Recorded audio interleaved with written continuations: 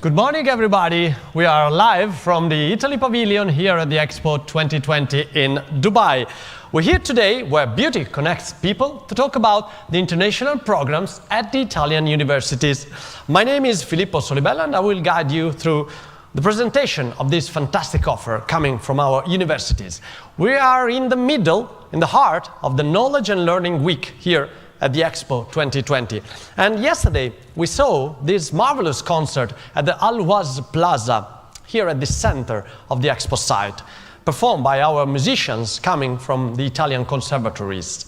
It's been fantastic, and I think it was a perfect metaphor of our university system. It's like an orchestra with great solo players and a unique ensemble, like nowhere else in the world. So, the Italian higher education system participates in Expo Dubai with more than 30 universities, partner of the Italian Pavilion, that are presenting here their features of excellence. I think that we can start this journey, so please, let's go right in the office of the Italian Minister for University and Research, the Minister Maria Cristina Messa. Welcome again, Minister. Thank you very much. It's a pleasure to be here again, and again, my apologies for not being in a beautiful place. Just a few words to introduce how the Italian system works, and then, of course, you are going to have all the presentation directly from directors of our universities. We have a system that, at the first look, can be difficult to read because it's made up of many universities, about 100 of public universities, and these universities are quite different one from each other, and they are both in big cities as well as in countryside. So they are different in terms of number of students, type of learning courses, and many, let's say, connection with the territory they are cited. But on the other side, although there are many, they are very well connected into a network. The networking of the universities give the real shape of the system in Italy, and it's a network that is made up mainly by two things. First of all, they share the finance from the ministry that is given to university depending on objective parameters related to number of students and the size of the university, but also related to some qualitative parameters like performance in teaching and performance in research. And the parameters are chosen by a third group of people that is an agency for the evaluation of universities' ranking. So in this way, they compete to get more finance from the state on one side, but on the other side they cooperate and they collaborate in order to improve type of courses or research studies for their students. Overall, in Italy, we have about 1.8 million students in these universities and about 100,000 people working in the university, and of these, more than half are professors and researchers. And universities play a role not only in teaching, but also in research and most recently in innovation. So also the finance from the state are given to university depending on their performance in having patents or other types of products that are coming from research and then become something useful for the society at all. Finally, let me say something about the acceptance in university in Italy, in the public system, but also in the private system. Of course, we work very much on being attractive and inclusive. Inclusiveness is one of the main points that we, in principle, we are working on, and we offer courses in many languages, but certainly in English, the number of courses are increasing during the past 10 years. So each university gives a different offer, and they are independent on choosing what they want to do. But the type of offer is very wide at the moment, and inclusion is a very important criterion. The state provides fellowships for these offers, in particular to attract people from abroad. And the fellowships and grants are particularly important for both outcoming and incoming patients. And one of the goals we have is to increase the number of students that can benefit from these grants. So I end up here because I think you're going to have a very interesting morning, and I wish you all the best, and I say hi to all the people who are in the audience there, and thank you for being there. Thank you, Minister. Thank you so much. Here's our greetings from Dubai. Thank you. We'll meet again at the end of this event, of course. And now we have a video that can show us something more about the Italian University. Please.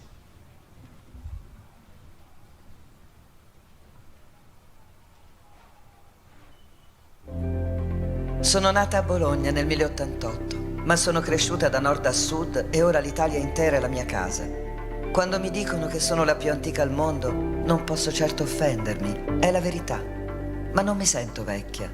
Sono piena di vita, sempre curiosa e pronta per nuove sfide. Mi piace cambiare restando me stessa.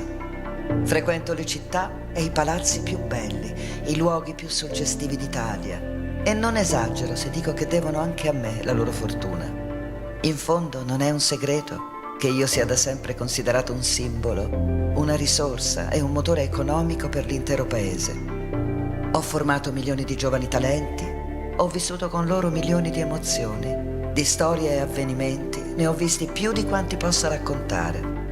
Io credo nelle persone, le accolgo, le guido, le ispiro, vivo di ricerca, è la mia anima. Sono generosa nel diffondere il sapere, perché alla fine quello che per me conta davvero è il dialogo, dare tanto e ricevere tanto. È così che nascono scoperte, invenzioni, è così che insieme conquistiamo il futuro. E poi sono attenta, non dormo mai, ma non mi sento stanca. Mi piace osservare come cambia il mondo intorno a me. D'altronde, più di una volta, sono stata proprio io l'artefice di quel cambiamento. L'innovazione non mi spaventa. Ho raggiunto primati e successi riconosciuti in tutto il mondo, ma non mi accontento. Sono sicura che tanti altri ne arriveranno. Territori, impresa, società civile, valorizzare e trasferire il sapere nel tessuto socio-economico è la mia terza missione.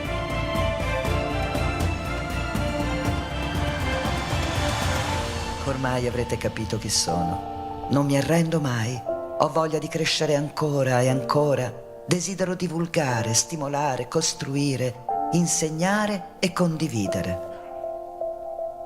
Sono l'Università Italiana. Wow. This was really inspiring. This is the Italian University. This is where we want to invite you. And you also saw the making of our marvelous 3D copy, 3D print of the Michelangelo's David, which is here in the other room. So let's start our morning with the president of CRUI, the rector of the Polytechnic University of Milan. Please welcome on stage Professor Ferruccio Resta. Thank you, Filippo. Authorities, dear colleagues, ladies and gentlemen, it's an honor, a privilege to be here with you today. On this particular occasion, Expo Dubai is a great showcase for our country, an amazing opportunity to forge a partnership and to look forward to the future. So thanks for contributing to this meeting and for joining CRUI, the Conference of Italian University Rectors. Today, talking about the future is difficult because of a situation that is still critical, this is quite critical. Nevertheless, we have the responsibility to look ahead and to foresee new challenges. But let's take a step back. Since February 2020, when Italy was struck by COVID-19 as the first country in Europe, universities have shown to be resilient, solid, robust institutions. The spread of the virus exposed Italian system to additional complexities. Luckily, it did not collapse. Italian university quickly found a way to get back on track and to do even better, increasing admission nationwide of 7.6% for the 2020-2021 academic year, with no other model to follow. We found solutions that have been later adopted by other countries. Within a couple of weeks, we moved to distance learning for over 1,600,000 students from all over the country in conditions that were not always good in terms of digital infrastructures. Later on, we responded to lockdown and to social distancing by insisting on the importance of physical presence as a central experience in education. In September 2021, our students were finally able to attend classes and labs on our campus. For this reason, the university system took part to the vaccination campaign and adopted severe security measures, such as the Green Pass. In the meanwhile, during these last 20 months of trials and errors, we have had an incredible occasion, that of exploring the potential of digital technologies and become more and more aware of their advantages and side effects. We have finally reached an equilibrium between physical presence and remote learning. But today, our concern is not to face the emergency anywhere, but rather how to take advantage from best practice, how to design, develop a long-lasting vision. Now we are clear understood that university will never be the same again, that they should address great and rapid change, that they had to reinforce international alliances. Indeed, international alliances are the only way to address global context, to face worldwide issues such as the pervasiveness of digital technologies, the impact of ecological transition, the speed of change in industrial organization, the globalization and deglobalization of the labor market, the need of new professions and competencies. All these consider society is forced to revise programs and strategies in the future, and the European Commission has clearly defined a vision with the next generation European plan. And Italy plays an important role thanks to a recovery package that is worth more than 200 billion euros. The National Recovery and Resilience Plan is made of 6 pillars, 6 missions based on ecological and digital transition. University education and research is one of them, with an investment of about 16 billion euros and a plan of reforms aimed at making universities more modern, more flexible, more international. In response to that, the Conference of Italian University Rectors has recently produced a position paper that sets a list of priorities and guidelines. Let me mention a few of them. First of all, interdisciplinary, sharing knowledge and crossing boundaries between sciences and humanities is more and more necessary to meet the challenges of the new professions. In order to do so, innovation in teaching is essential. We need new tools and digital infrastructures. We need new teaching and learning methods. We need a new context, which means setting up training and experimental courses and making a closer bond between academia and companies. But most of all, we need to foster internationalization, our capacity to increase the incoming and outgoing exchange of students from all over the world, and at the same time to share the Italian model overseas are basic requirements to increase our attractiveness. That's why it is essential to guarantee equal opportunities and the right of education to cultivate talent. That's why it's vital to change the recruitment rules for professors and researchers to facilitate mobility and make them more compliant with international procedures. Also, and most of all, university is research. It is for this reason that the National Recovery and Resilience Plan is asking us to work for the construction of a research network and innovation partnership between the university, the private and the public university, and private companies.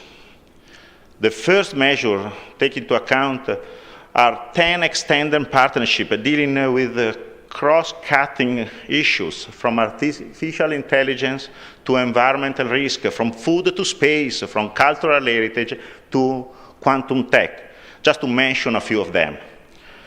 Secondly, 5 national centers dedicated to frontier research and key technologies, such as high-performance computing, agri-tech, RNA technologies, sustainable mobility, and biodiversity. National centers are not only significant but crucial to respond to the goals set by the European Commission. Final local system, a local ecosystem aimed to promote innovative entrepreneurship, spin-offs, startups contributing to a positive social and economical impact. These are important transformations leading to enormous opportunity, that of making the Italian university system more competitive internationally.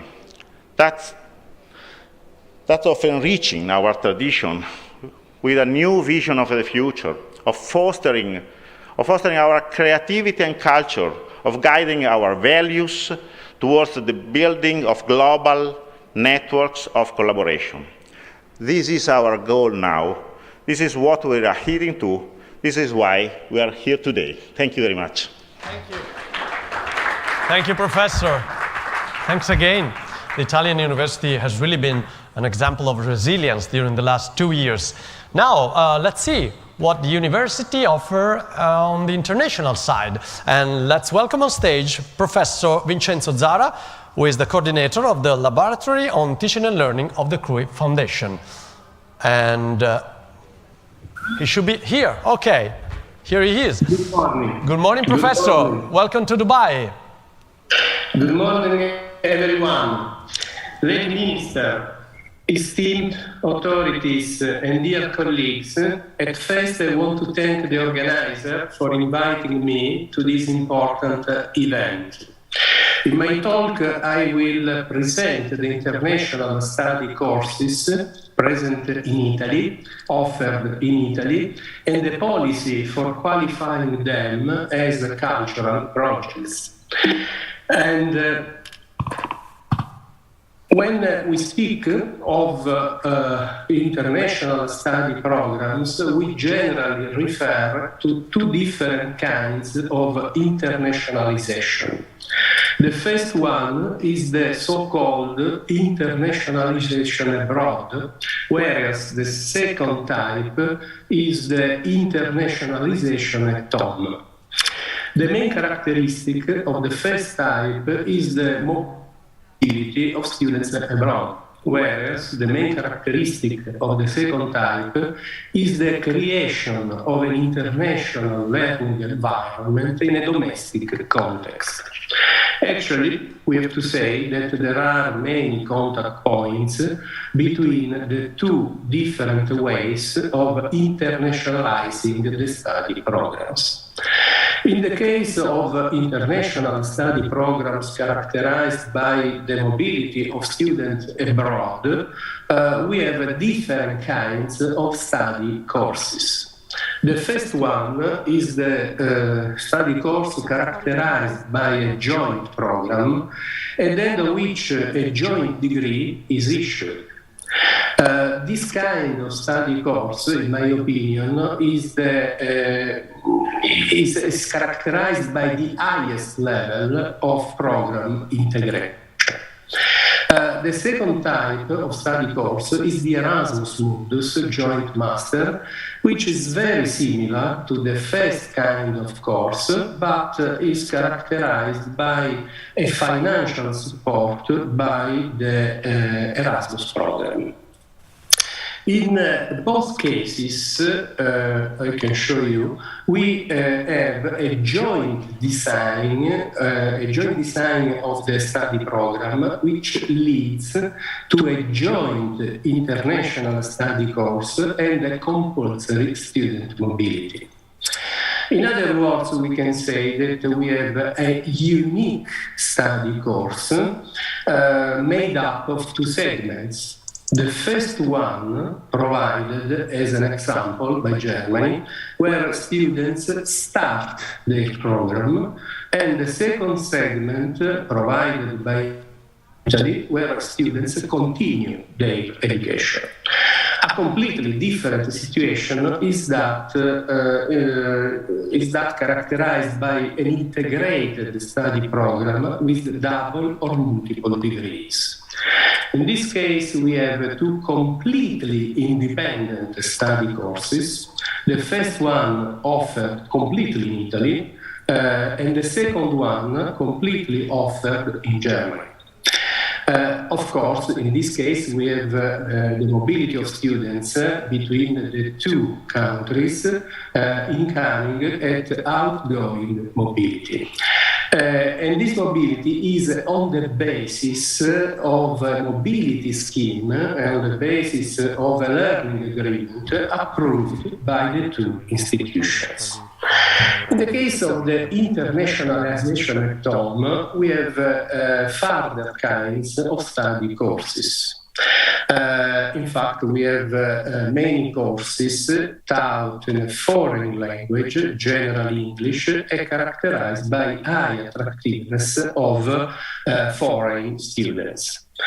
The second type of courses is represented by a recent innovation introduced by Italian legislation. In fact, in this second case, we have first cycle and second cycle courses taught in Italian. This is the novelty, taught in Italian with a high attractiveness, also in this case, of foreign students. I believe that the common element in all these cases is represented by the fact that language is both a communicative and a cultural vehicle. The Italian language may represent an important cultural vehicle in the case of study courses in the field of humanities, for example, or in the field of architectural or historical studies. In any case, I believe that the international study courses should represent or must represent cultural projects. In order to do this, it is important to take into account several aspects during the design of the study courses. For example, it is very important that the cultural and professional profiles must be of international importance, as well as educational objectives and learning outcomes must be relevant for an international context. It is possible to achieve this by consultation of international stakeholders and or a strict and productive collaboration with international academic partners. I think that the combination of all these elements leads to a better quality of an integrated study program. Unfortunately, during the last 2 years, the pandemic has hindered, has prevented the student mobility, but at the same time has stimulated a new forms of international relations. During this period, indeed, it was underlined several times that it is particularly important the creation of an international learning environment, and a suggestive concept is this one. Internationalization is much more than just mobility. I think that, in other words, we can say that the international study courses must be, first of all, a shared cultural project between several countries. I hope that what has been said will be useful for the continuation of this event, and thank you very much for your attention. Thank you. Thank you, Professor. Thank you, Professor Zara. That was really interesting, and today we'll take a deeper look into these offers. So now we have another video, so let's take a look.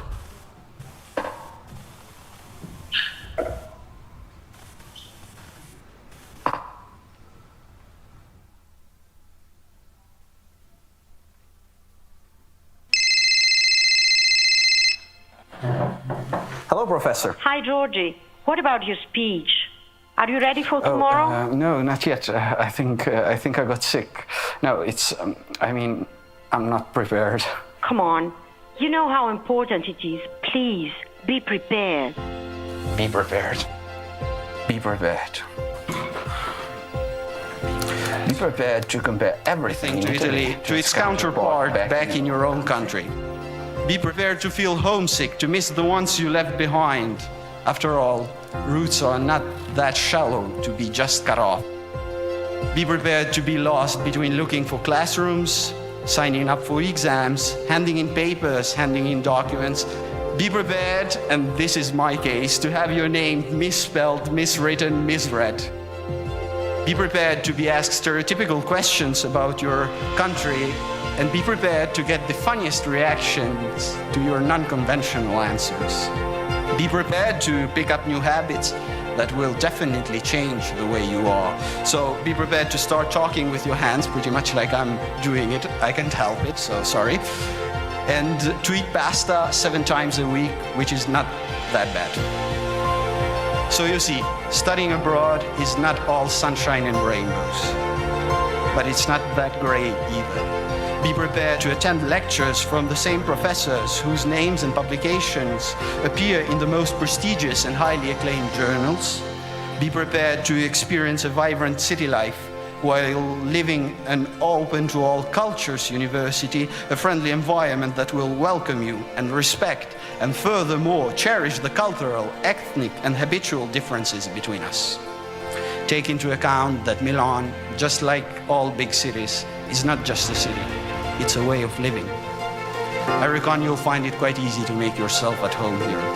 Of course, now we all come from different backgrounds and we all experience the same phenomena based on our previous education or life story. But let me tell you this experience will by all means change who you are. At the end of your journey with us, you will most likely be divided. You'll be too much of a foreigner to be Italian, and too much of an Italian to be a foreigner. But after all, aren't we, the students of the 21st century, indeed citizens of the world? I firmly believe that, as Abraham Lincoln said, a house divided against itself cannot stand, and considering our earth as our own home, dear friends, you all are the bridges uniting nations. You are the ones that will bring a piece of your home country here in Italy, and will take a piece of Italy with you to your home country. You are important, you are fundamental. Welcome to the Students' University of Milan.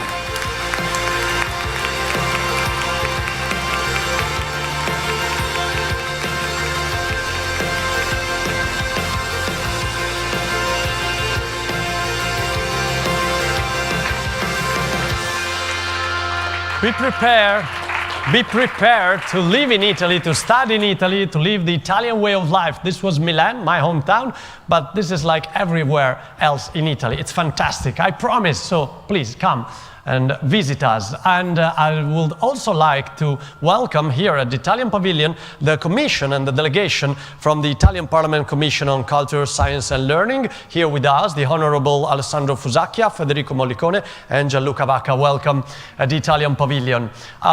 We also have now on stage the offer about the postgraduate training in English in Italian universities. And we have Professor Maurizio Tira, Director of the University of Brescia, talking to us. Welcome on stage, Professor. Thank you very much. Dear Minister, authorities, dear colleagues, I'm very pleased to be here in Dubai, an honor to present the internationalization of Italian universities. So my first slide resounds what was written by the European University Association, next please, in the document University Without Walls. Next, please.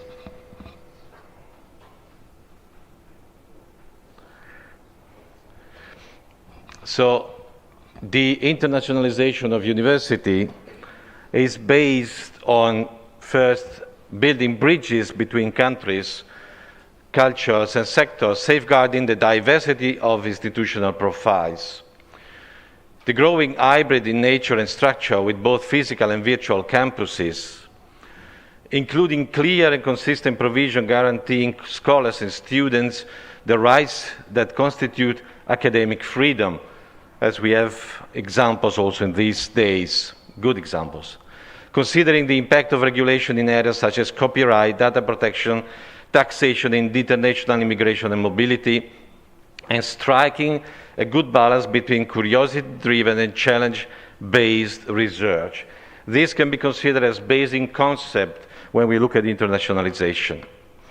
So how do we work for the attraction of students in Italy? We have a platform that is called Universitali, where the student that want to enroll in the Italian university can look and check the offer of all our universities, not just in English, but also in Italian, but mainly courses taught in English.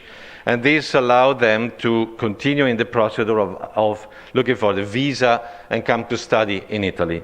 We have a group that deals with the updating of Universitali platform that is made by the ministry and the CRUI and some other subjects that are interested in the attraction.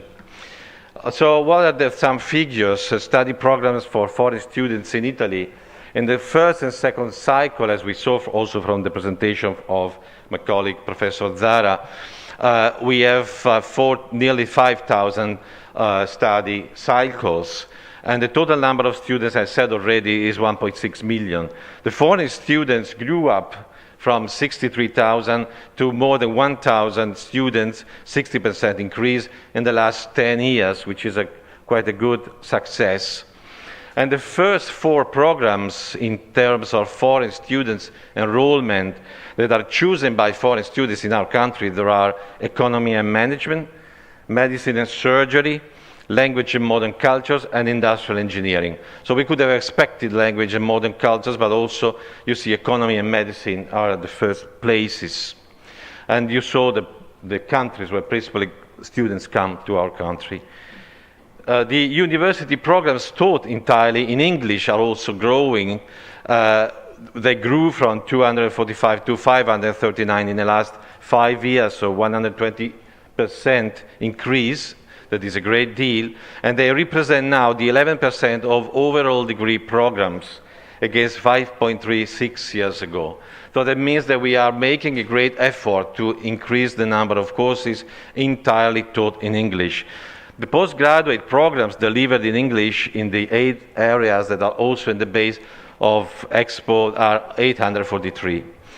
As you see, they are dealing with aerospace, agriculture, cultural heritage, and so on and so forth. I'm not going through all of them, but you see the topics that are also in the program of Expo Dubai.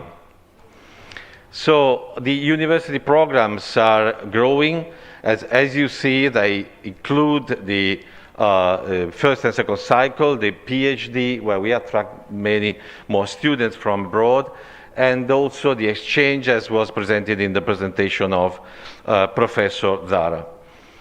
So what are the main features and goals we have in front of us for increasing and promoting the internationalization of our universities, provided that internationalization, as said, is not just attracting students, but creating international programs. So the universities must be active in the cultural debates and promote the study and knowledge of culture and language diversity. Some 42 European University Alliances was set up in the last 2 years, and many of them, as in the core of their program, the exchange of students also using the languages of the original country where they come from, for example, the Latin languages.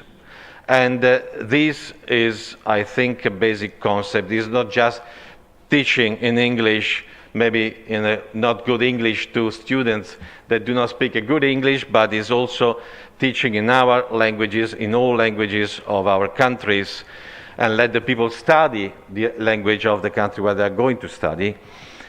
Although the university programs entirely taught in English are growing, there is a challenge in internationalization through the courses taught in Italian. We know that there are 2 million people abroad that still study Italian, and we want to attract students also that will learn our language and that can attend courses in our language, because we think this is just a part of the challenge of their education. Universities will continue to make important contribution to culture, the interpretation of society, and the human condition. They will be critical custodians of knowledge and tradition and will continue to protect heritage. We know how important is the protection of heritage in our country. And they will foster the development of intercultural competencies. We think that this probably is the far and most important goal of internationalization. We have to make a society where our students are able to cope in an intercultural environment where they will study, but first of all, they will work and live. So we are working hard, and we hope to host much more and many more students in our country, and to set up agreement with, as far as possible, universities also here in the United Arab Emirates. Thank you very much. Thank you, Professor. Thank you. As you can see, you can mix languages in Italy, of course, English and Italian too. You have courses taught in English and in Italian and in different languages, and that's what a real international country does. So now let's check out some examples from different cities, from different universities. Italy is a long country, you have beautiful cities. We can start with one of the most beautiful cities in the world. It was candidate some months ago here at the Expo as the capital, as the city capital of sustainability in the world, and I'm talking about Venice, of course. And I think connected with us, we have the rector of the University Ca' Foscari of Venice, Professor Tiziana Lippiello. I think she should be with us in a few moments from the city of Venice. She is almost here, okay. Okay. Oh, good morning. Good morning, Professor. Welcome to Dubai.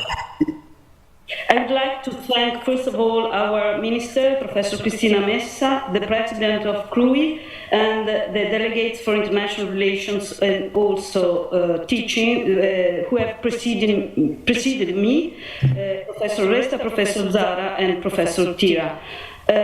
If we can go to the slide. First of all, I would like to... We have some issues with the audio. To start from the slogan of the Italian Pavilion, Beauty Connects People. And I would like to thank Paolo Vicenti for giving us this opportunity in Dubai. But also by the world within our borders. These are titles which are full of significance and deep meanings.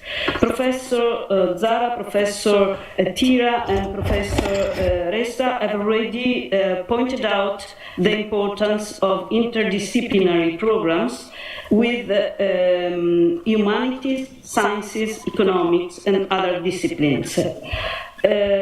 In Italy, we all know we have a very rich and ancient cultural heritage and culture connected with extraordinary and diverse natural environment. We have to learn to communicate our cultural heritage in a constant dialogue with other cultures. This has already been stressed, with our other cultures and with all languages, promoting our languages, but also the dialogue between languages and cultures. This means to acknowledge and understand other cultures and languages. University today play a central role in fostering their best practices and strong points. It is our duty to join forces at national and international level in order to provide the best opportunities for the young people and for society in general. Aim should be, we all know, and that's why I believe that beauty and dialogue and cultural heritage can help us in playing this social function worldwide. Of course, we all need to be innovative, sustainable, therefore we need technology, innovation, sustainability at global level, digital transition, which has already been highlighted. Italian universities promote curricula with national and local tradition.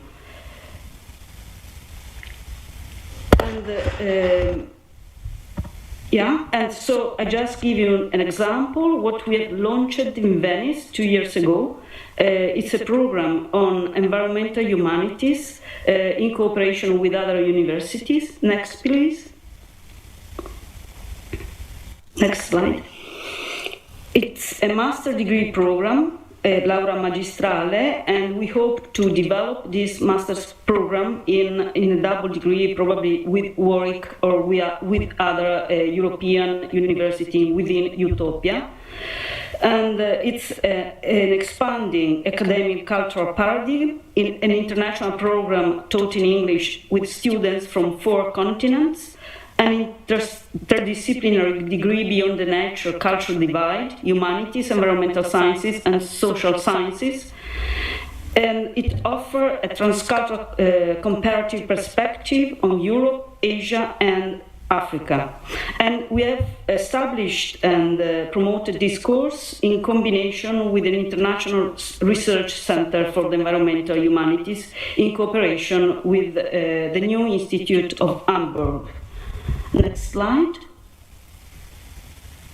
So why Venice? It has been said already, Venice as a world lab of sustainability. Why? Because it is a symbolic city worldwide at the front line of the environmental crisis. It is a millenary republic managing a unique ecosystem. It is a crossroads of civilization connecting minds from the whole world, and we have the tradition of Marco Polo. We follow this tradition. A thinking machine for the future of all coastal city, a visionary city offering concrete solutions and utopia scenarios. And then heritage treasure and international capital of contemporary art, a place where students combine theory with practice. So I conclude here by thanking you and by hoping that we can cooperate on this and other projects at Italian but also international level. Thank you so much. Thank you, Rector. Thank you, Rector Lipiello. Thank you so much also for showing us beautiful pictures of the city of Venice. And talking about Venice, of course, we cannot talk about the sea. So next video is about the blue economy. Let's look.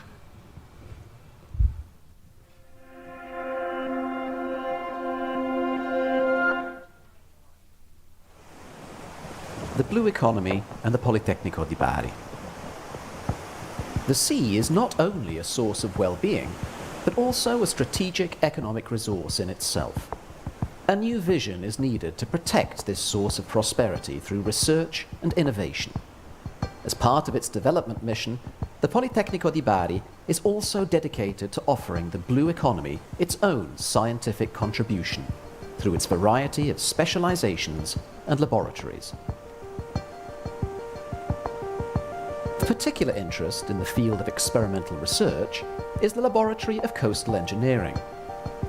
This structure is unique in Italy for both its size and its research development in marine and coastal studies and environmental monitoring. These play a key local support role, such as in a recent study for the tourist port of Tricase and its safety requirements, carried out for the Apulia region. This large-scale model, built entirely in the laboratory, allowed for an evaluation of the local council's project feasibility proposal. The Politecnico di Bari boasts high levels of excellence in the field of environmental research, where its numerous initiatives include research activity on a greater understanding of coastlines, industrial and digital technologies for navigation, and the sustainable management of maritime operation, infrastructural innovation, and the sustainable enhancement of marine resources and the marine and coastal ecosystems. All these topics combine to lead the way in ecological, digital, economic, energy, and social change.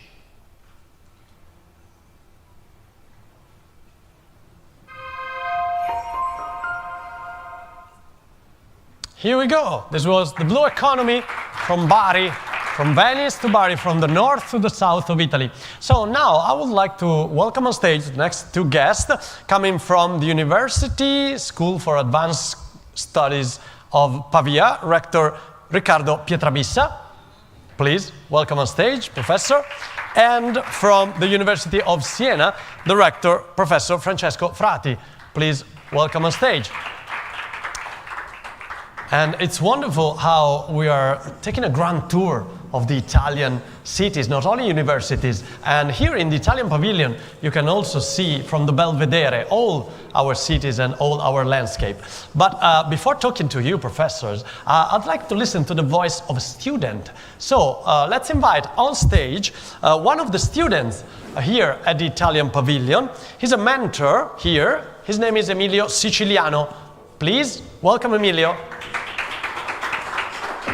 So we heard the voice of the professors, of the rectors, but we'd like to listen to the voice of the students of the Italian universities. Thank you. Yes, yes?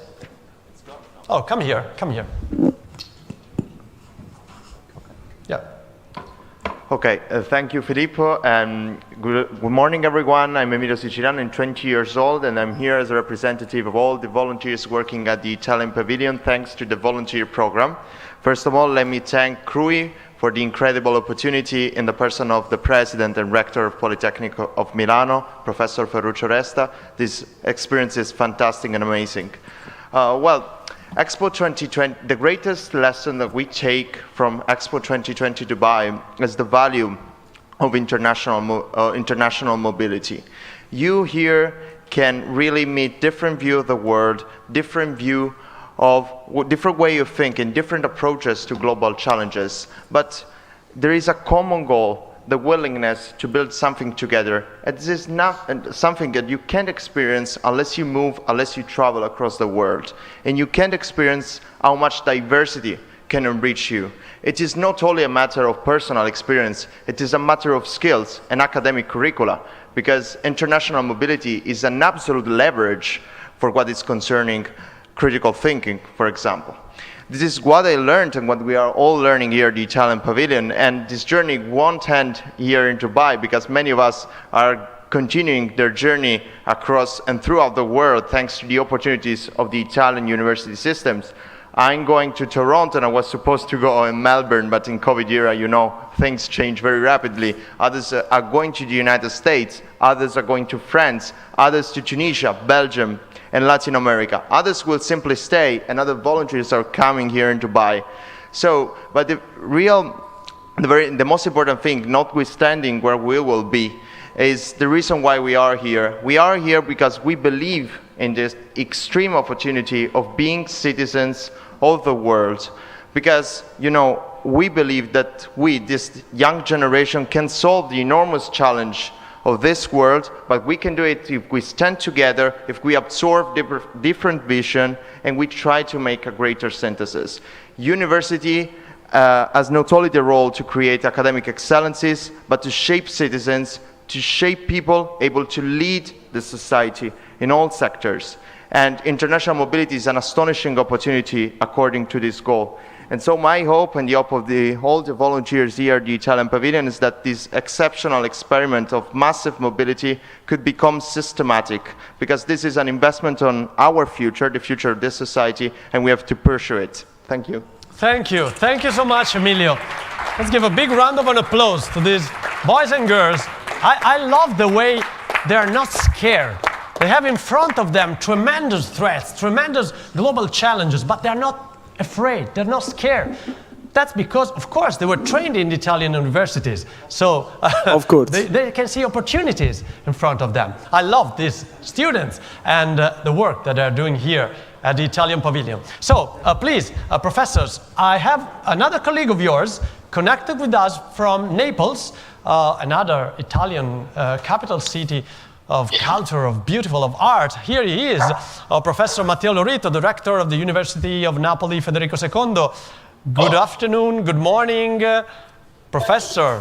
Good morning, good morning. I hope you hear me and see well. Very well, Professor. So what do you have for the for our international friends, for our future students from abroad? Well, thank you very much for the invitation, and my regards to our minister and our president of CRUI. I've been asked to talk very quickly about our system of education and research on agriculture and food science. Of course, we know one of the excellency in Italy. So very quickly, in the next few slides, I hope you can see my slide. Yes. This is an overview of what Italy offers in these two subjects in terms of education at, of course, university level. And you can see that there are over 30 universities with about 55 courses on this topic. So the Italian system is very strong. And this map only covers the first level. Then, of course, if you add on top of that the second level, that map became even more rich. So that means that in Italy, you can be almost anywhere in the country and you can find very good courses, a very good, strong education in food science and agriculture. On top of that, we have about 50 PhD programs that somehow related to agriculture and food science, and a wide range of master courses, academies, and seasonal schools. And also, we do have some platform like the one we manage here in Naples with something like 250,000 users. They also offers a lot of online courses, like massive online courses, also related to these topics. And that is for the education.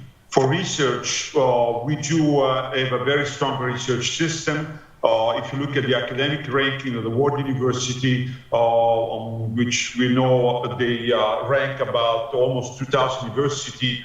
If you look at the subject of food science and technology, the Italian university, they always rank very high. The last one, we had 3 universities in the first 20 to 30 and 24 in the first 200. So there is a strong recognition worldwide of our research excellency. And finally, also, we have a strong program which has been launched by this government on developing research center, major research center for the country, 5 centers on sustainable mobility, on pharma, biodiversity, high-performance computing, but also one specifically on agri-tech technology that involves at the moment more than 40 universities all through the country. Is a center that which is very significant funding between 200 and 400 millions that will aim at this subject, in particular increase the resilience of territory, reduce the effect of climate change, reduce environmental impact, promote food safety, and develop and implement circular economy strategies and protect the developed marginal area. So very, very ambitious, very strong. That's what strongly increase the ability of the country to compete also worldwide and to have an even stronger position. And finally, there is also the innovation, which is basically diffused all through the country. We start from a very solid tradition. I think everyone knows about the Mediterranean diet. The Mediterranean diet was the first diet that was officially recognized as a diet that also make you feel better, help you to overcome illness. So starting from this very solid tradition, we do a lot of innovation. On this graphic, you can see the application of enabling technology in agriculture 4.0 in Italy. In the last 10 years, about 10% of the new started worldwide on concerning agriculture 4.0 were Italian. So Italy is very strong on that. You can see the topic that are well recognized, that also characterize this new goal.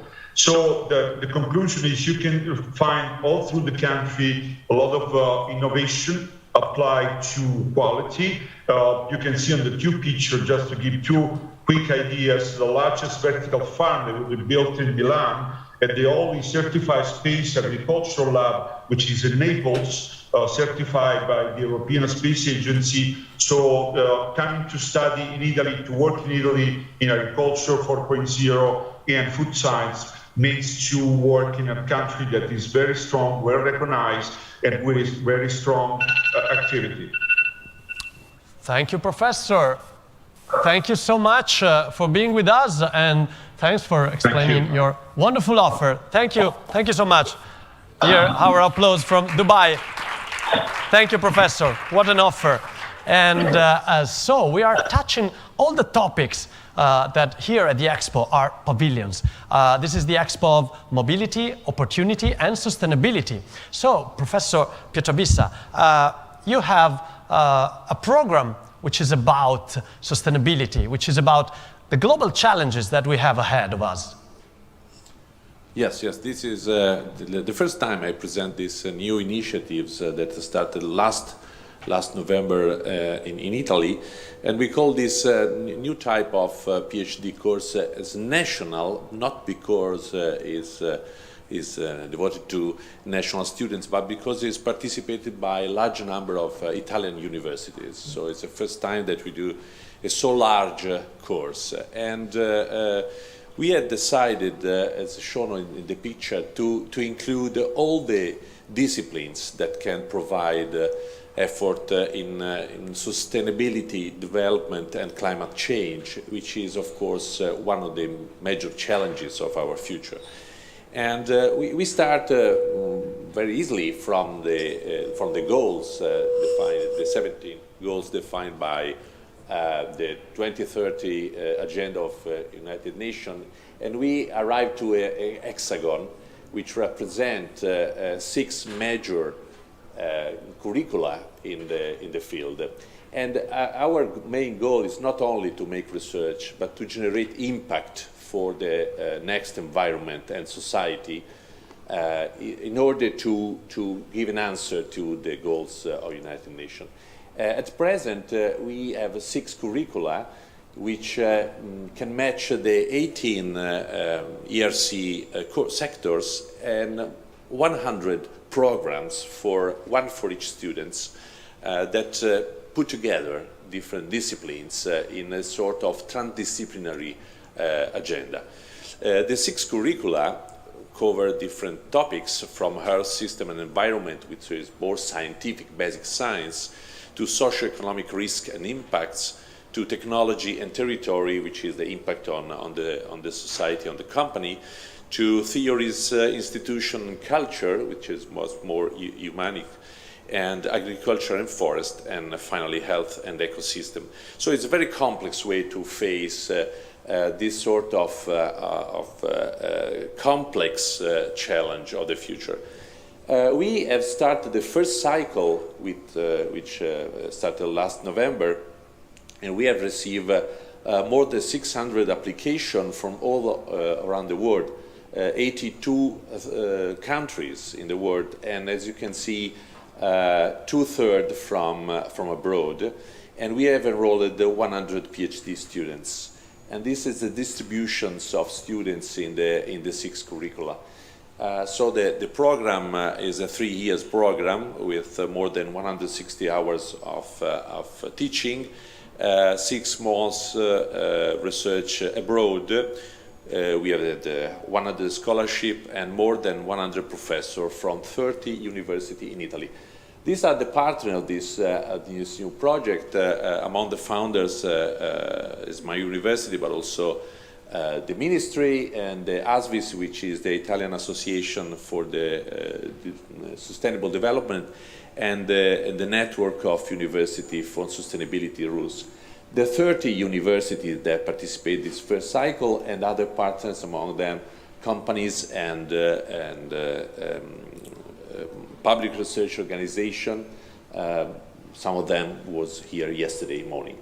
What we are looking now, we are looking for the second cycle to involve much more from the other countries in the world. We are looking for very skilled students that want to face this not disciplinary course, other university abroad that want to participate, research institution and companies.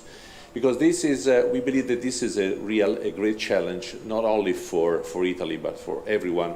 And I'm very happy to be here in this pavilion that give an important report on how Italy is involved, not only from the scientific and cultural viewpoint, but also from the industrial viewpoint, looking at the future in a more sustainable world.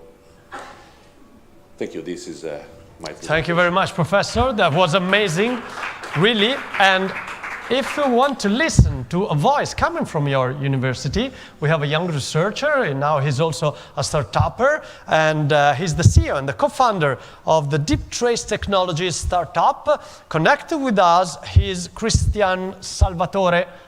Good morning, Christian. Welcome to Dubai. Good morning. Good morning, everyone. How are you? I hope you can hear me. Yeah, we can hear you very well. So how was your experience at Pavia? Yeah, it was great. I just want to bring my testimony of this. And so thank you for the introduction. Thank you for the invitation and for the stage. So as you said, my name is Christian Salvatore. I'm CEO and co-founder of Deep Trace Technologies. And I'm also, as you said, a researcher in applied physics at the University School for Advanced Studies, USS in Pavia, of which Deep Trace is a spin-off. My research focus, my main research focus, both in Deep Trace and USS at different levels, is the implementation, development, and deployment of artificial intelligence algorithms applied to medical imaging and biomedical data, with the main aim of improving, in a sense, the diagnostic and prognostic power of standard clinical practices. So I just want to briefly bring to your attention here the testimony of my research and entrepreneurship path, and how much these two apparently different realities are one necessary for the development of the other. Just starting about 10 years ago with my master's degree thesis and then with my doctorate, I began to do research on the application of these algorithms to a specific unmet clinical need that still now, today, represents one of the greatest challenges in the medical field. And this is the early diagnosis and prognosis of Alzheimer's disease. This will be later, and is still now, my main research focus as a researcher. A few years later, in 2017, recognition of that research, I received national and international awards, including the Forbes 30 Under 30 Award in Science and Healthcare, and the Ambrosetti Perez Heritage Initiative Award. And I must say it was a particular pride for me to be the only researcher to receive these awards that were obtained in recognition of that research carried out in the study of artificial intelligence applied to medical imaging. So, on the other side, these awards served me as a sort of push to make me and my collaborators understand that the results of our research could generate a real impact on patients, and that the only tool with the strength necessary to bring the results of that research to the patient bed was enterprise, was technological transfer.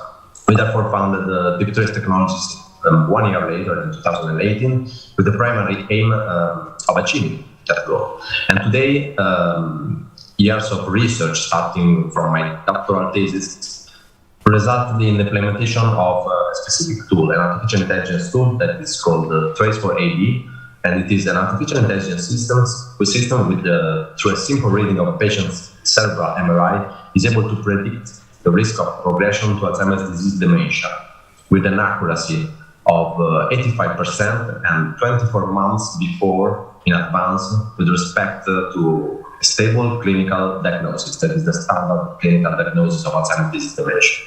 And Trace4AD is now a CE market medical device, and it is used in hospitals and clinics in Italy and in Europe, and it brings a real impact on patients.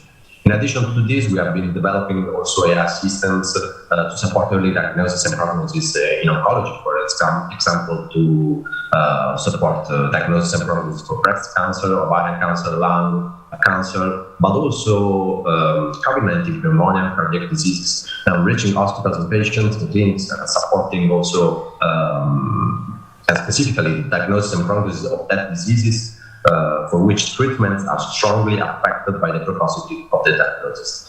And just to conclude, I want to emphasize again how research, technology transfer, and entrepreneurship are possible in this system, and how much they are not independent worlds from each other, but on the other hand, how much they can benefit from each other. Being a researcher, for me, from my point of view, and having a strong scientific background has been helping me in my role of entrepreneur, because it constitutes, in my opinion, a real competitive advantage over other companies. On the other hand, being an entrepreneur has given me the only tools capable of finally bringing research from bench to bedside, actually. So, thank you again. Thank you, Christian.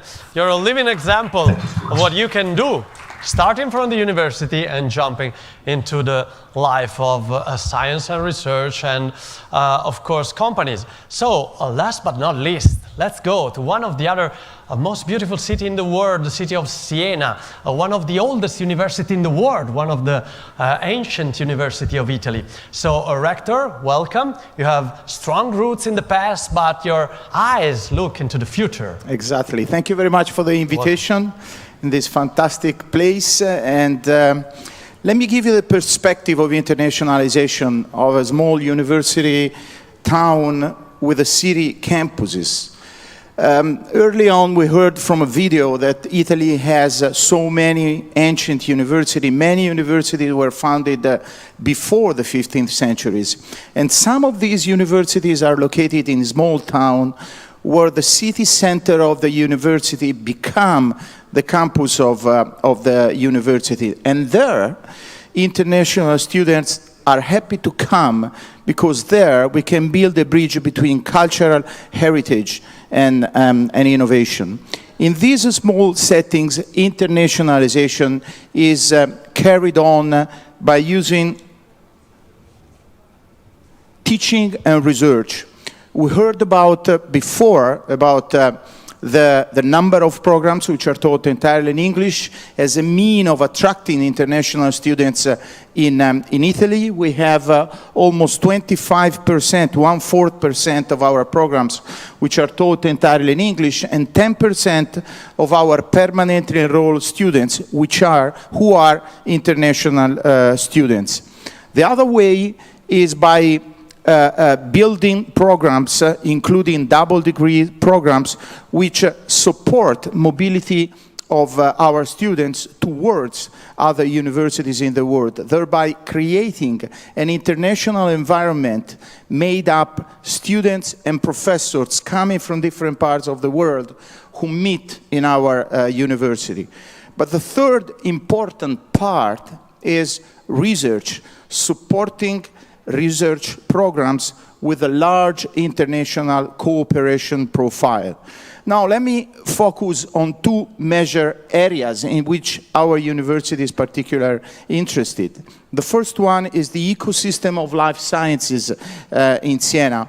This ecosystem stems by a number of programs which are taught entirely in English, and is based on the combination of four principal actors: the university, the hospital, the local hospital, the Toscana Life Sciences Foundation, which hosts also the University of Pisa and Florence in Tuscany as well, and a set of companies, small-sized, medium-sized, large-sized company, which collaborates. The research issues on which we focus in this ecosystem are precision and personalized medicine, vaccine science, antibiotic resistance, RNA drugs, the drug design and developments, and also the application of artificial intelligence and robotics to life sciences.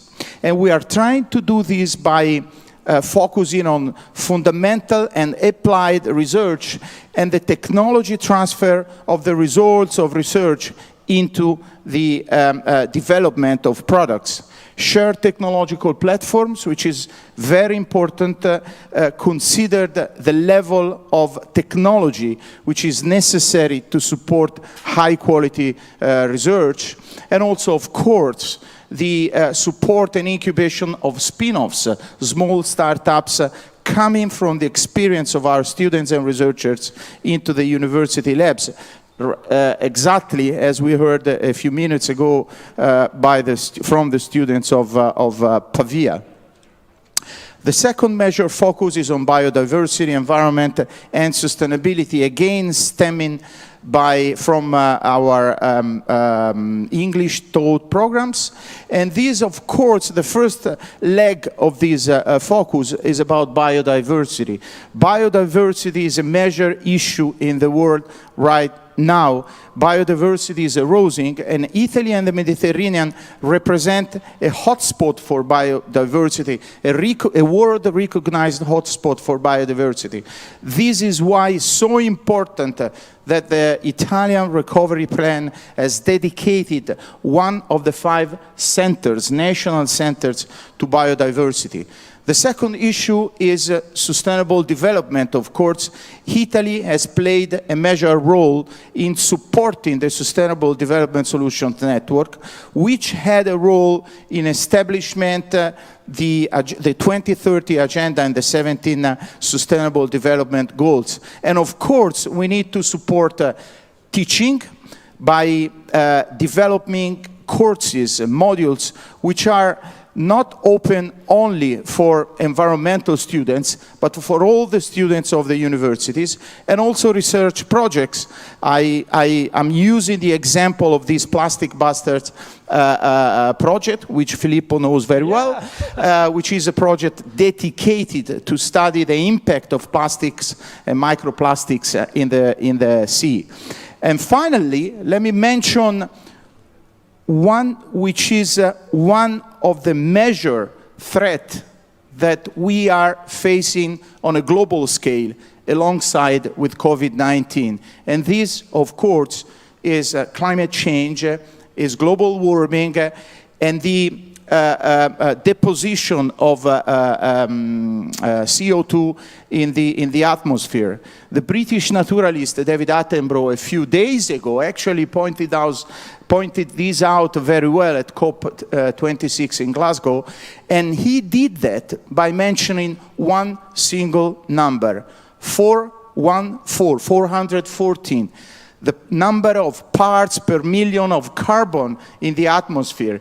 It's a huge number. We have to do something about that, and we need to measure the impact of CO2 in the atmosphere. So our researchers has established a method for measuring the balance between carbon emissions and carbon absorptions, and we are very happy in our province in realizing that since 2014, the province of Siena has a positive balance in this way. What is a global goal, we reached this goal since 7 years, and we want to continue to work in this direction. Thank you very much. Thank you, Professor. Thank you, Rector Frati. Thanks for being pioneers today, for having been pioneers in the last centuries. So thanks again from Siena and from Pavia, the rectors of the universities. Thank you so much for being with us. And it was really great, and congratulations. It was really a tremendous offer from the Italian university system today, but we're not finished yet. We have one last video, one last endorsement from the most recent Nobel Prize in Physics. Please welcome Professor Giorgio Parisi.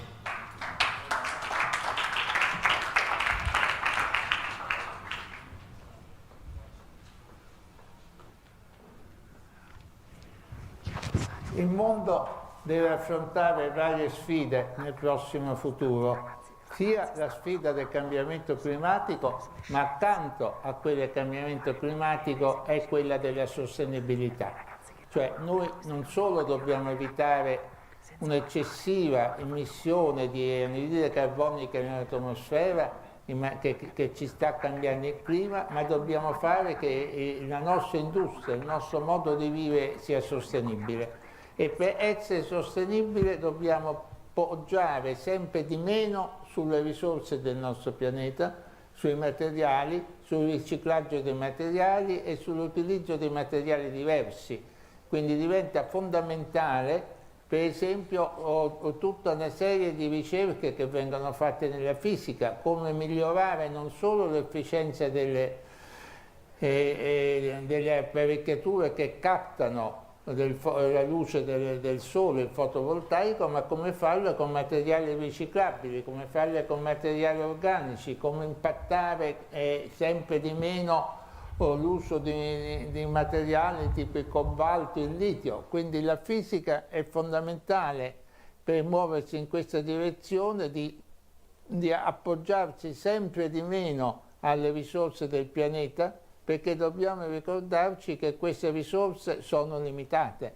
E l'altra cosa a cui la fisica è fondamentale è per trovare dei modi per risparmio energetico, risparmiare energia in vari modi più certi, intelligenti, che devono essere fatti nel futuro. È fondamentale, perché noi dobbiamo costruirci una società che non deve guardare al futuro nei prossimi 10 e 20 anni, ma deve estendersi a livello di secoli per il futuro. E questo è fondamentale, che il rapporto della fisica e della scienza, per poter da un lato mantenere un'umanità a svariate miliardi di persone e nello stesso modo avere un pianeta che non venga distrutto velocemente e cui i materiali preziosi finiscano velocemente, non siano rinnovabili.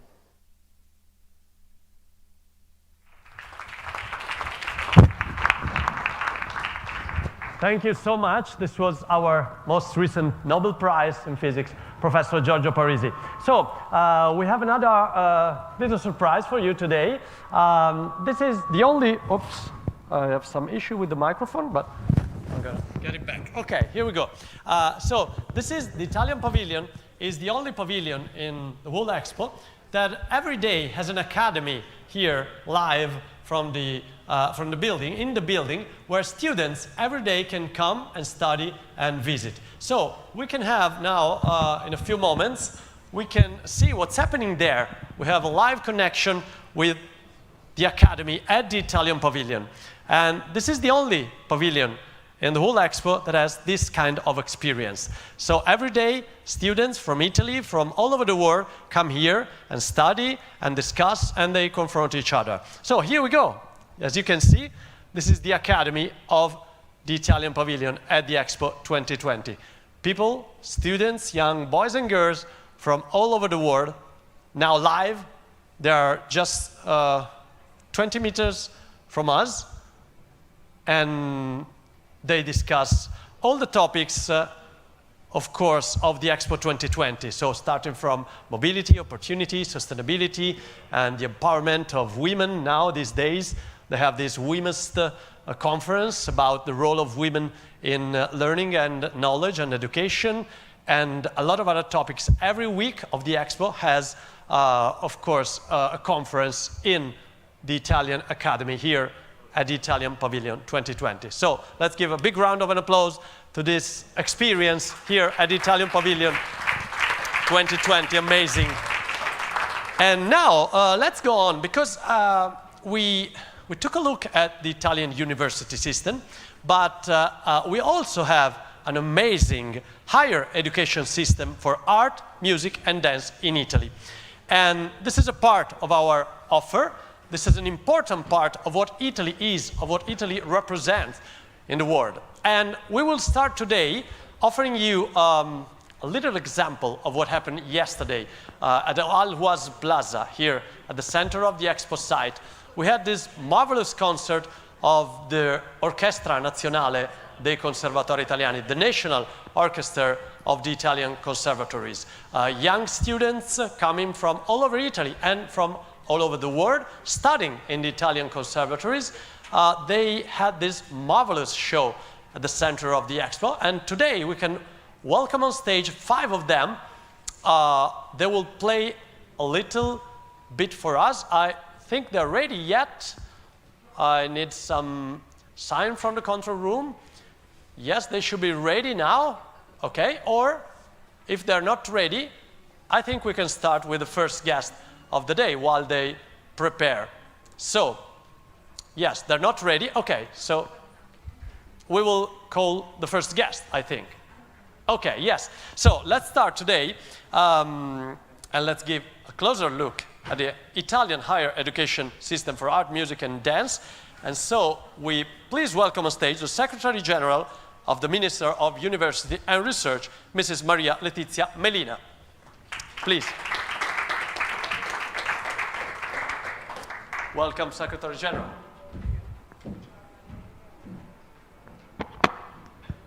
Ladies and gentlemen, Commissario Glisenti, political representative, good morning. I'm very honored to be in charge on behalf of the Minister of University and Research of Italy to briefly present the Italian system for artistic higher education. The artistic higher education in Italy is the oldest system of formal education to the arts in Europe, dating back to the Renaissance. The first formalized academy of fine art was established in Florence under the patronage of the Medici priestly family in 1563, and it is still in the same location nowadays, the ancient building of San Marco in Florence. It was promoted by Giorgio Vasari, having as associate artists renowned like figure Michelangelo, Francesco da Sangallo, Benvenuto Cellini, and Gian Bologna, but also eminent female artists like Artemisia Gentileschi, the first woman to be admitted, and later Angelica Kaufmann. In the musical sector, the first European conservatory was created in Italy, in the city of Palermo in Sicily, in the year 1617. The institution, too, is still existing today, dedicated to the musician Alessandro Scarlatti. The modern approach for formally teaching art all over the world owes its current model to Italy, to those first two pilot institutions, soon followed during centuries by many others, from the Accademia Albertina of Fine Art in Turin to Conservatory of Music Benedetto Marcello in Venice, and many others. But it will be a mistake thinking that Italy would just rely on its part and the traditions for the academic academy related to the art. The present system of artistic higher education in Italy is a modern and vibrant, up-to-date, large range of more than 150 institutions, ranging among all sectors of figurative and performing art.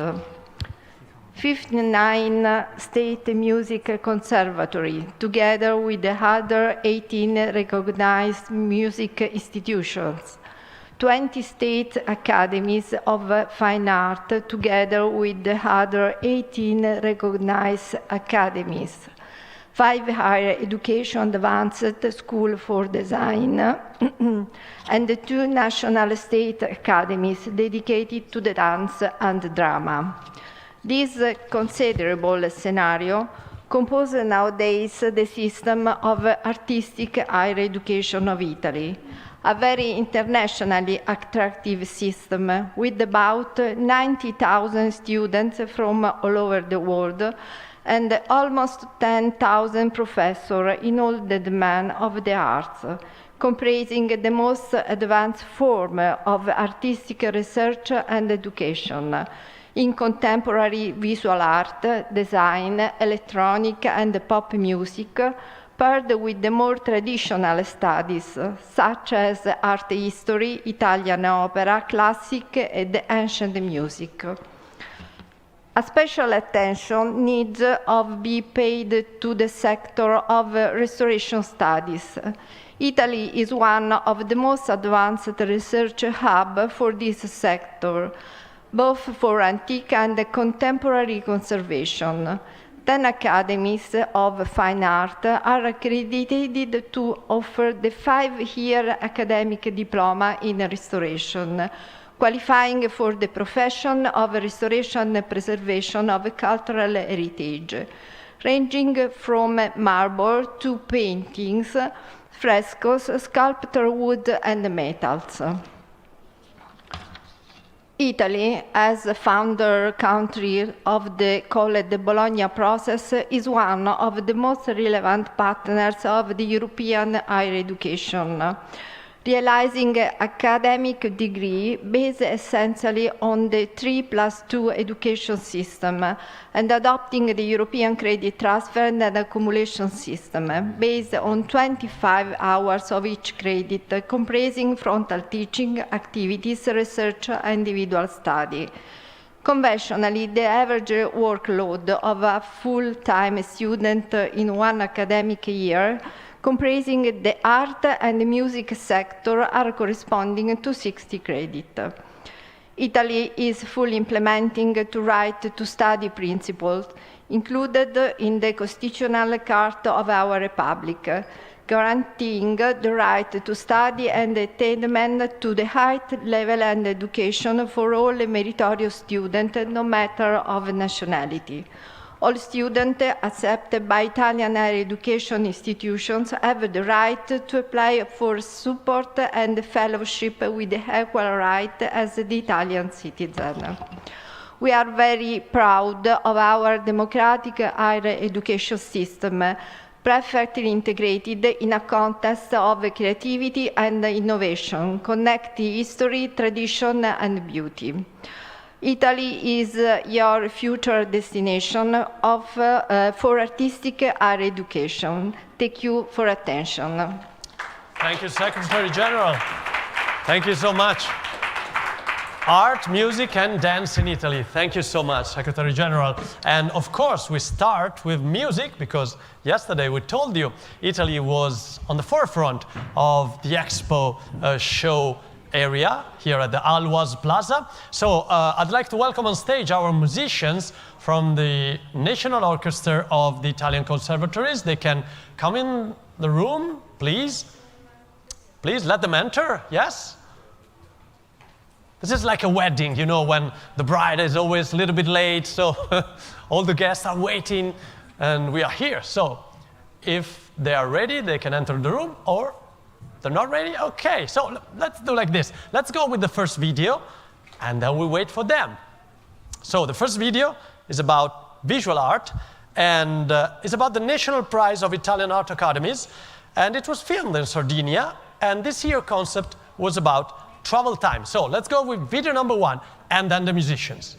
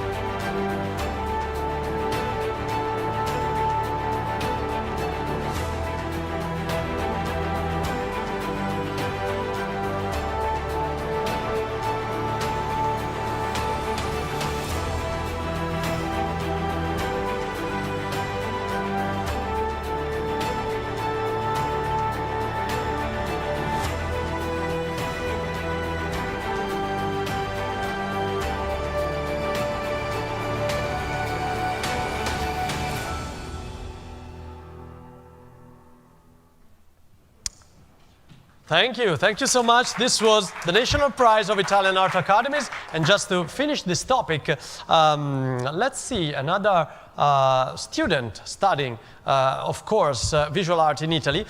We have a connection with the Albertina Academy of Fine Arts in Turin. We have a student connected with us who is from Iran, and his name is Vahid Rashtgu. So Vahid, good morning. In a few moments, of course. We just finished the credits of this video. A lot of people, as you can see, worked on this national prize. A lot of them, a lot of students, a lot of artists, and then, yes, we have a lot of people working also on backstage, of course. Here we go. Oh, here is our student from Iran. Hello, good morning, Hello, Vahid. everybody. My name is Vahid Rasku. I'm an Iranian student of the Albertino Academy of Fine Arts in Turin, Italy. I'm studying for a bachelor's degree, which is called 3 years course in Italian, and my course of study is called New Art Technologies. In this 3 years course, in addition to learning and practicing new languages of art and new methods of artistic expression, I had the great possibilities to be and work in big artistic events in Turin. Video Conference as animation and computer graphic event, Torino Film Festival, the second important film festival of Italy, and Artissima as the first art fair in Italy. Now I'm about to finish my studies and start my career as a visual artist. Thank you, Expo Dubai Italian Pavilion, and thank you, everybody. Thank you, Vahid. Thank you, of course. This was visual art. Now, let's jump back to music, because I was told that now we have, for real, the members of the National Orchestra of the Italian Conservatories. So please let them come on stage. I hope they're coming. We have to install all the chairs. Yes? And then the music stand, and then... Of course, the chairs are here. Yes. Is it true that the musicians are here? Yes. Yes, of course. You never know. Okay, so just a little bit of, okay, some device. And yesterday we saw them at the Alwaz Plaza. They were really, really, really appreciated by all the audience coming from all over the world. This is a real Italian, unique ensemble. Today we have 5 members of the orchestra. And good morning, maestro. Morning. Okay. Yes. Okay. Here we go. It's a little bit complicated, but we can work it out. And we will appreciate the string quintet in D major, G339 Opera 39, number 3, minor, from Luigi Boccherini.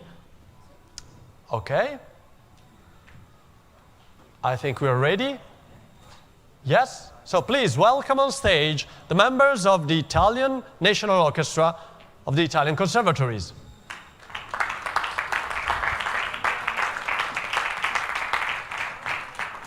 Good morning and welcome at the Italian Pavilion. Good morning.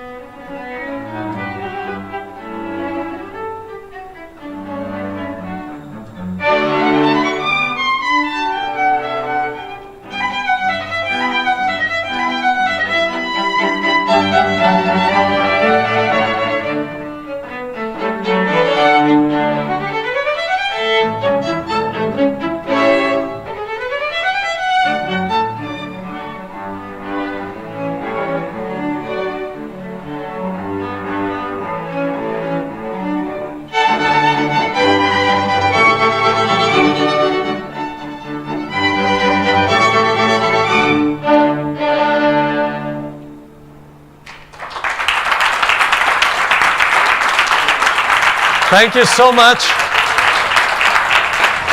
The National Orchestra of the Italian Conservatories. Thank you so much. And congratulations. The beauty of music connects people. It happens only here at the Italian Pavilion.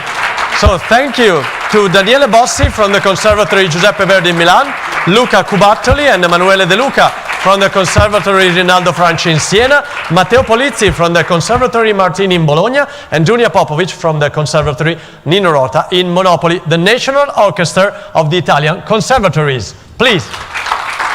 Thank you so much. Students today, maestri tomorrow. So I will stay with Duna Popovic on stage and I will let you go. Thanks again. Young students from all over Italy. Students today, maestri tomorrow. Another applause, please. And Dunia, just a few words, please. Can I have a microphone? Yes, or you just come here at the podium. So we can, oh no, it's coming. Okay, thank you. Thank you so much. So Dunia, you study at the Conservatory in Monopoli, Nino Rota? Yes. You come from Serbia, I come from Serbia, Belgrade, the capital city of Serbia. Okay. Belgrade. And I came to Italy 1 year ago. Okay. Yeah, so and she speaks perfect Italian, by the way. She was my guest this morning on the National Public Radio. But how is to study in English? Is to study in Italy? Why? Maybe someone is watching us from some country in the world and is thinking about, oh, I should go to study music in Italy. Why not? Why should they come? Because music is born in Italy. Everything began from Monteverdi. So that's the best place to study music. And for the language, it's good because everybody wants to speak in Italian. So you have to learn it good. And the opera also. Yeah, an opera Italian, also. of course. Yesterday you had a marvelous concert. I was to play in Alwas Plaza. Yes, it was really, really, really great. It was very big. It was a very perfect moment because it doesn't happen every day. Yeah. Such a great moment. Dunia Popovic, thank you so much. Thank you. Thanks for being with us. Thank you. Yeah. From the National Orchestra of Italian Conservatories. So this was music. We also went to visual arts. And now let's jump to design arts. We have a video from the Higher Institute for Artistic Industries of Italy. And let's take a look.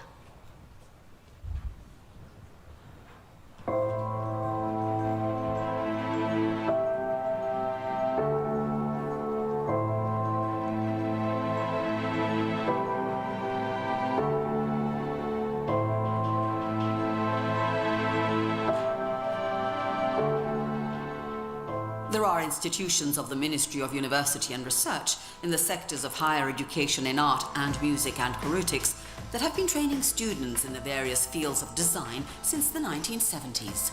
The ISIA Institutes. 5 institutes with locations in Faenza, Florence, Pescara, Rome and Urbino, sharing the same training philosophy inspired by the historical experiences of Bauhaus and Ulm and founded upon a multidisciplinary, workshop-based vision of design.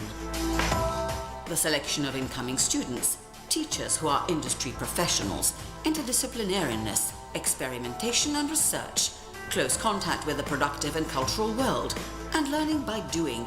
These are our distinctive features. We issue first and second level academic diplomas in product and communication design, equivalent to the corresponding degrees in design.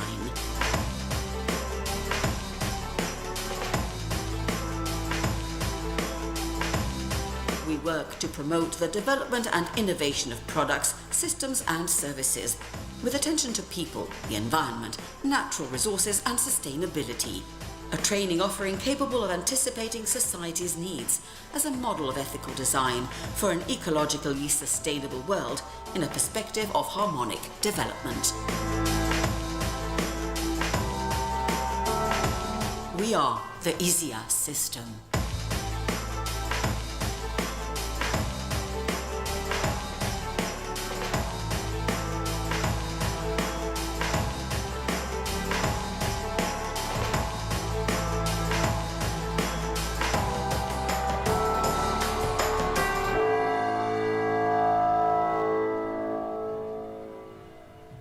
The EasyA system, again, if you are into design, Italy is the place to go. And let's see, another student from design, of course. She's from Spain and she's from the EasyA system. Her name is Matilde Gomez del Rio. And again, good morning, Matilde. My name is Matilde and I'm an Erasmus student from CEU Cardenal Herrera in Valencia.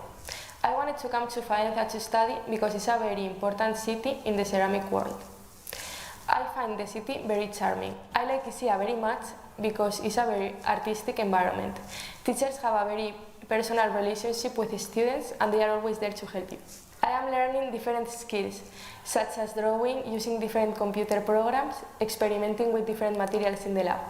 Ischia Faenza has the right environment to learn and experiment. I also choose Italy because it's a country that is very important in the design world. I also think that the people from Italy are very welcoming and it's a beautiful country to live. I'm very happy to be here. Thank you, Matilde. We are happy to have you here in Faenza. And this was design. And then we have performing arts, of course. You know, performing arts are so big in Italy. We have a video now from the National Academy of Dramatic Arts in Rome.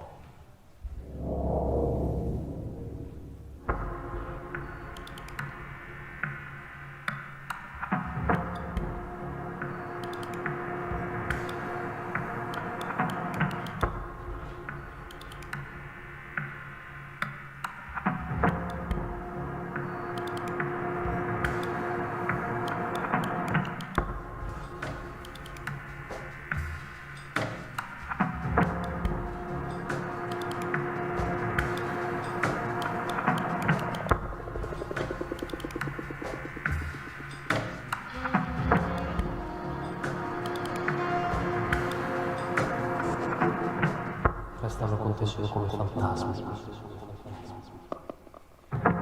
La loro voce è un eco che si attenua, ma non si dimentica. Questa casa è vuota ora.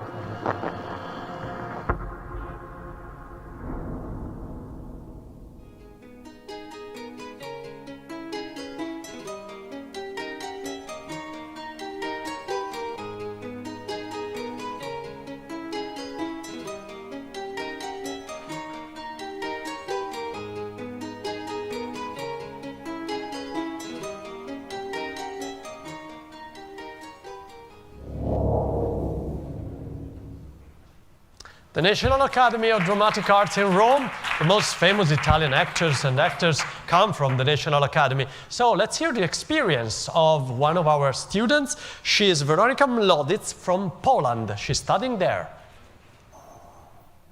Hi. Hello, everybody. My name is Veronica Mloditz. I'm from Poland and I study in Silvio D'Amico National Academy of Dramatic Arts in Rome, Italy. I'm a student of a 3-year acting course, which grants a diploma equivalent to Bachelor of Arts.